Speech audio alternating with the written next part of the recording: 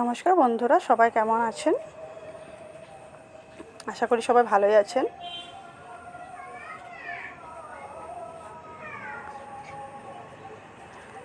Try করছি পনিরের তরকারি, খেতে কিন্তু দারুণ হয়েছে। তো শেয়ার করলাম আপনাদের সাথে রেসিপিটা। মিক্সি জারটা নিয়ে নিলাম, এর মধ্যে দিয়ে দিলাম টমেটো, দুটো কাঁচা লঙ্কা, পোস্ত, চিনেবাদাম আর কাজু। এবার এগুলোকে সুন্দর করে পেস্ট করে নেব। আর কটা পনিরের টুকরো দিয়ে দিলাম। তো আপনারা চালমগজও দিতে পারেন, তবে আমার কাছে সেটা ছিল না। দেখুন সুন্দর পেস্ট করে নিয়েছি। পেস্টটা দারুণ হয়েছে কিন্তু।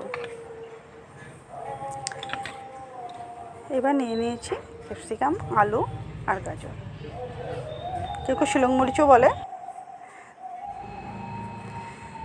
এবার সবজিগুলো সুন্দর করে কেটে নিয়েছি, কেটে সুন্দর থালাতে সাজিয়ে নিয়েছি।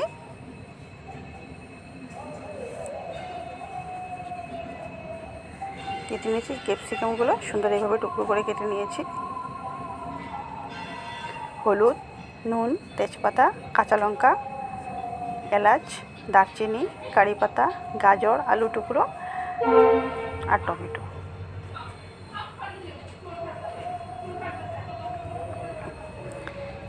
আমার এইভাবে সাজিয়ে নিয়ে রান্না করতে ভীষণ ভালো লাগে।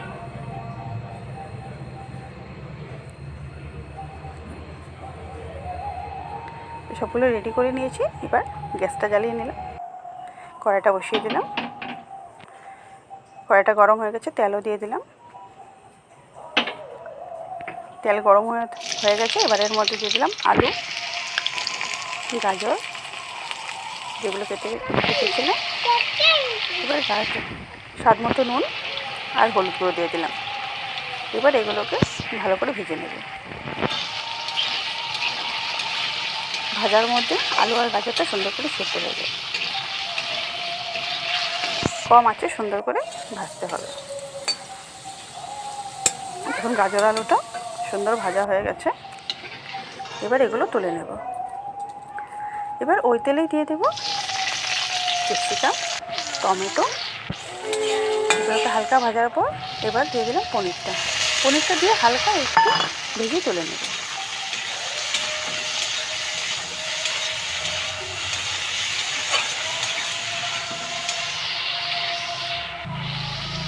এবার এগুলো তুলে নিয়েছি। এবার ওই তেলেই ফোড়নে দিয়ে দিলাম সরষে, কারি পাতা আর এলাচ, দারচিনি। আর এই যে পেস্ট করে রেখেছিলাম বাদাম, টমেটো, কাঁচা লঙ্কা, পোস্ত, এগুলো দিয়ে দিলাম। একটু বাটিটা ধুয়ে একটু জল দিয়ে দিলাম, নাহলে মশলাটা লেগে যাবে। হলুদ গুঁড়ো, স্বাদ মতো নুন। এবার যে মশলাটা আছে, মানে পেস্ট করে রেখেছিলাম বাদামের পেস্টটা, এগুলোকে ভালো করে কষাতে হবে। দেখুন কষাতে কষাতে তেল ছেড়ে দিয়েছে। এবার দিয়ে দেবো গাজর, আলু।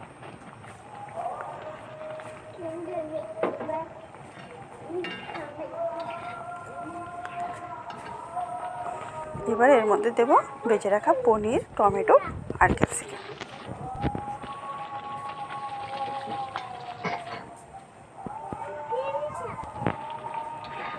এবার হালকা হাতে একটু নাড়াচাড়া করে একটু সময় রেখে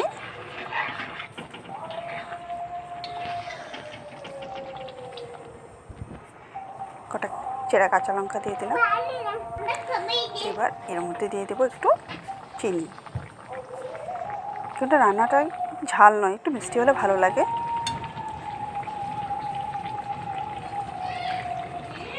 সবজিগুলো তো আগেই আলু, গাজর এগুলো ভেজে রেখেছিলাম, এগুলো সেদ্ধ হয়ে গেছে, তাই এটার মধ্যে আর বেশি সময় রাখতে হবে না।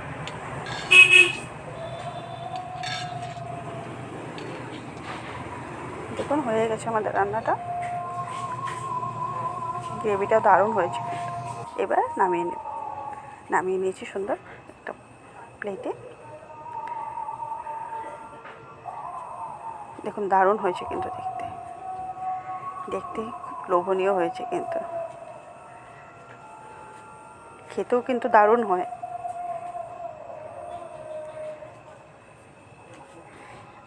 আপনারাও বাড়িতে নিরামিষ দিনে এভাবে ট্রাই করে দেখবেন, সত্যি খুব দারুণ হয়। আমি রান্না করেছি বলে বলছি না, সত্যি দারুণ হয়।